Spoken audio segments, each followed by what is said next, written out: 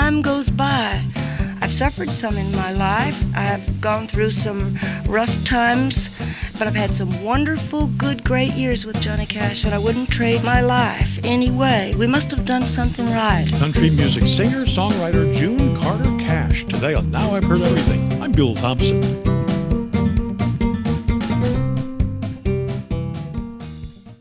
Back in 1939, Valerie June Carter, who's 10 years old, made her professional music debut with her family, the Carter family. A few years later, when the Carter family became the Carter sisters, June took on a bigger role and started to emerge as a talent in her own right. Then later, the Carter sisters once again became the Carter family in the 1960s. And in 1964, June went into the studio and recorded a song with another country music star at that point, a guy named Johnny Cash. Now, June and Johnny collaborated on several projects over the next few years, along with the Carter family many times. And in 1968, June and Johnny collaborated on something else, marriage. It was his second marriage, her third. As has been widely reported since then, theirs was sometimes a rocky relationship. In 1987, June Carter Cash wrote a memoir called From the Heart. And a year later, when the book was republished in paperback, her publisher sent her out on an author tour, and that's when I had the chance to meet her. In just a moment, our conversation.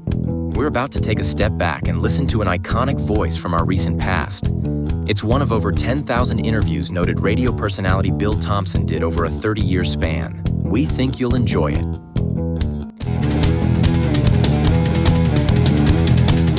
So here now, from 1988, June Carter Cash. I don't think I've read any book recently that fit its title better than this book has.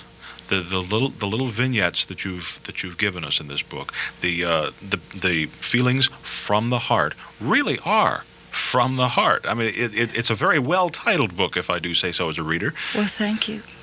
This is not what I expected, though. I don't know quite what I expected. Whether I expected a more conventional autobiography, or what. But it was very different. It was a pleasant surprise. Well, I've taken true things that have really happened to me, and I wrote the book very fast. I'm a very fast writer. What you see there is as I wrote it, as fast as I could write it down. As these things came into my mind that had happened to me, and some of the things are very scary. Some of them are funny, I hope. Some of them are tragic, but most of all of them have some kind of a lesson.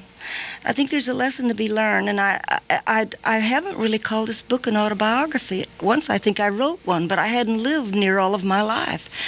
And these are just little vignettes of my life. They're things that happened to me. I don't think I ever meant to tell these things. But somewhere, maybe I felt that if I did share some of these particular incidences, that somebody might do better or have a better life because of it. I tend to think that a book such as this often is more telling than an autobiography that has names, dates, and places. This one is unusual. I've had people say that to me before. It's not what I expected. The first chapter is certainly not what you expect. It's a very scary kind of a thing that happened to me, and I deal with a lot of things in this book. But when you finish reading it, you know a little bit more about June Carter Cash, her desires in life, her way of facing life. I'm a mother. I've given birth to 3 children, but I'm mother to 7 children. I had 2 daughters when I married Johnny Cash over 20 years ago, and then Johnny Cash and I had a son. And now John Carter Cash is 18 years old and almost 6'4" and wears a size 13.5 shoe. So time goes by. I've been blessed with grandchildren. I've been blessed with many things. I've suffered some in my life. I've gone through some rough times. I think we all have. But I've had some wonderful, good, great years with Johnny Cash, and I wouldn't trade my life anyway. We must have done something right. We're still together, and he's in wonderful shape. He is in Vancouver today, being Davy Crockett for Disney. He's in a new movie. He's playing the older Davy Crockett, and I think there's a younger guy that had to look a lot like Johnny Cash to be the younger guy, and it may be a series at some time, I'm not quite sure. But John's having a great time. I didn't realize that I couldn't be in Vancouver with him, but it's nice to be here with you today. We got split one of those few times. I do appreciate that. That's why they have long distance, you see. You're right. Did I read correctly? Tell me if I'm wrong. Did I read you quoted one time as saying that in all the years that you've been married, that Johnny has never given you one day of heartache? I'm talking about John Carter Cash, my son. Your son, okay. It's my son. I've never had any heartache. Well, we'll talk about the heartaches from your husband later. Oh, listen, he's famous for heartaches. That's what you get for marrying a legend. I was just going to say, boy, if you can have a marriage that without any, you ought to write a book about that. Listen, we had about 11 years when we were first married that I had no heartache during that time. But a person who is chemically dependent, my husband is a chemically dependent person who, as most alcoholic people or chemically dependent people, he fights that battle every day. And he never has intentionally given me any pain. It's happened to me a few times, but chemical dependency brings you pain. It brings you anger, and the whole family gets sick. And I think I was probably the sickest of all, but John went to get help. And there's been a couple of times that he's had relapses, but he's gotten a hold of himself right away because he's been educated to the disease, and he realizes that he will always have the disease. It's a compulsive disease. It's a genetic thing, and it's not anything. If some of you people who are listening think you might have a problem with alcoholism or chemical dependency, it's not anything that you can help. Please know that within the last few years that they found out that it's genetic. Somewhere you've inherited this, and you cannot help it. It's no different than if you had sugar diabetes, and you would sure go get help for that. You would go to a doctor immediately. So if you show any of the first signs, like you might have blackouts, or you find yourself having to have over 3 drinks a day, or taking too many pills a day, or whatever chemical that you might be putting into your body, believe me, your brain registers it all the same way. Even though you might take alcohol and you would say, this is okay, I can buy it down the store, it's legal, it's fine. If it hits your brain and you're chemically dependent, your brain registers it just as if you had had in the vein the toughest shot of heroin that you could have had, or morphine, or the toughest thing that you could put in your system. That's what your brain calls it, and that's what your system thinks it is. Wow. There's no difference. Were there times when you were writing from the heart when you just had to, it was too painful, you had to stop and say, no, I can't go through with this, I can't put this on paper? Well, some of it was so painful that I felt like I couldn't write it down. But this book helped me to get rid of a lot of this. Believe it or not, my editor's name is Bill Thompson. And he was with Simon & Schuster. I met him on an airplane. And he bought the first book that I'd ever written called Among My Clediments. And he said to a friend of his, this girl can really write. I'd like to get her to write me a book.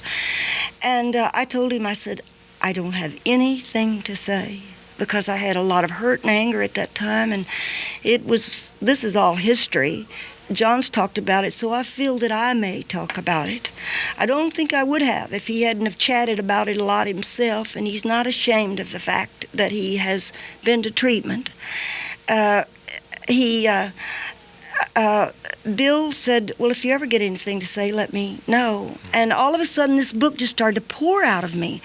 And for what it's worth, he left it exactly the way I wrote it. Wow. He said it's the only book that he's ever edited that he did not change one word in.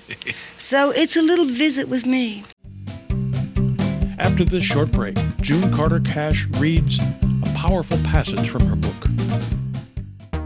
You know, AI is not just for 22-year-old coders. A lot of us older adults are drawing on our life experience to find unique and creative ways to use AI, at home or at work. Got an AI success story you'd like to share? Tap the link below to visit our YouTube channel, AI After 40, and let's keep learning together.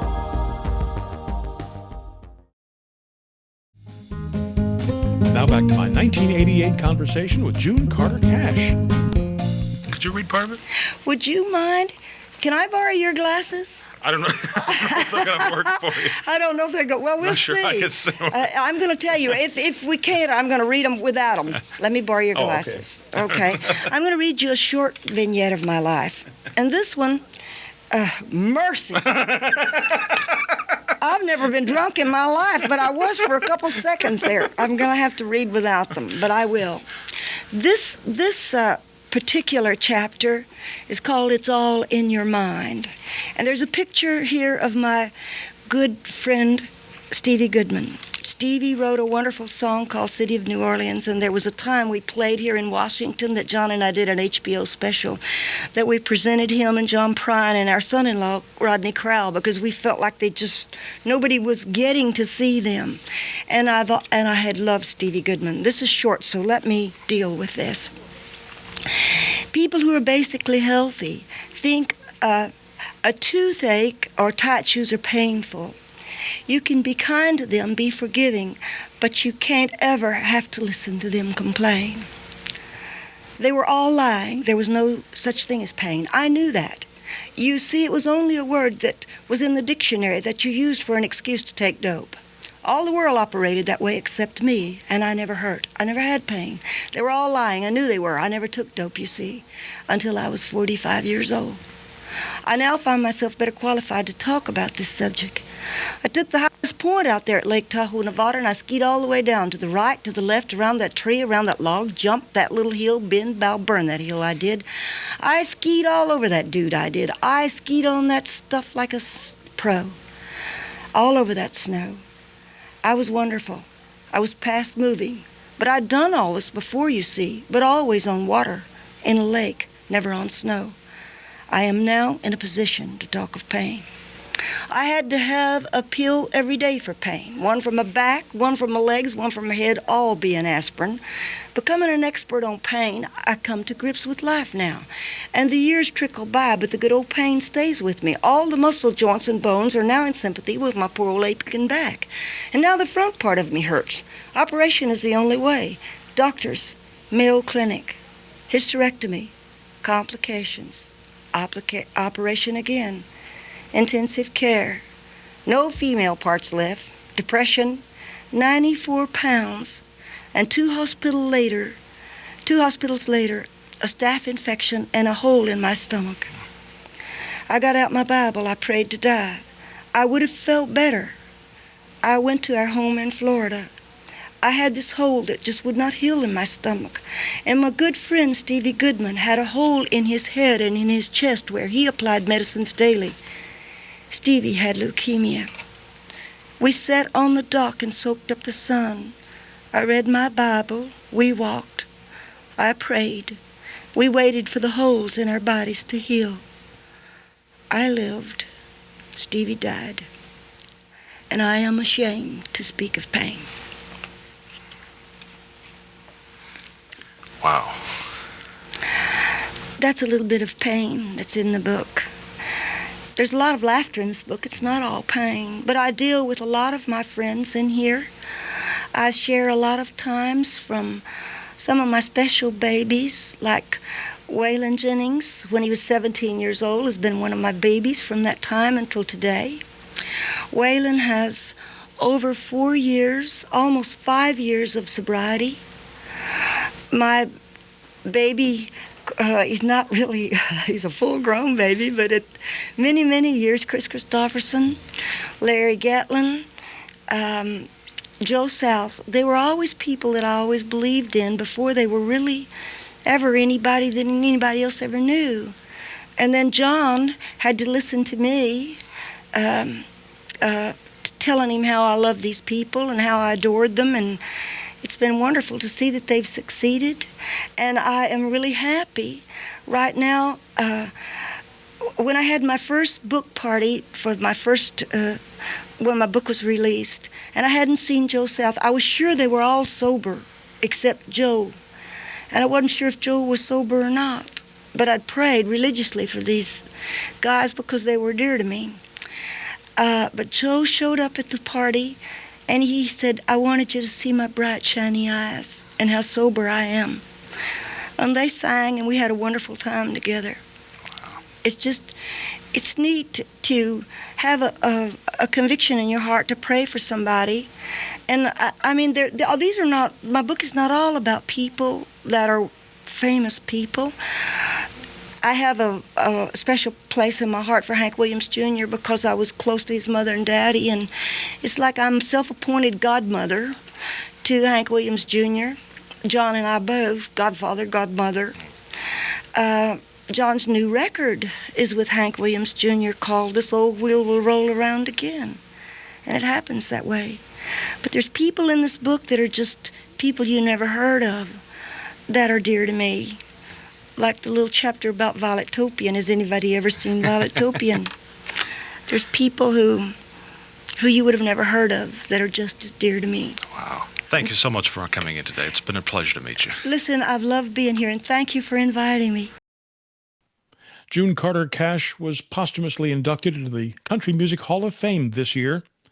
She died in 2003 at the age of 73. Now, you can get your copy of From the Heart by June Carter Cash by tapping the link in our show notes, by clicking the link in the description below if you're watching this on YouTube, or by going to our website, heardeverything.com.